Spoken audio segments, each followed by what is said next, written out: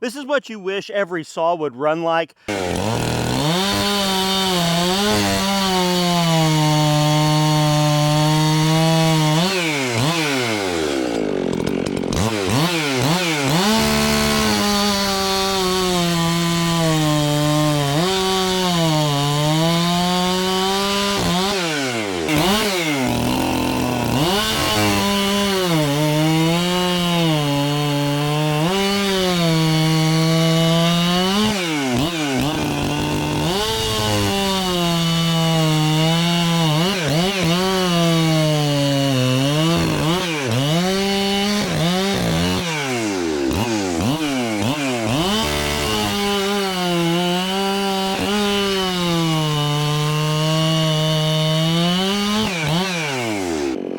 Oh my gosh.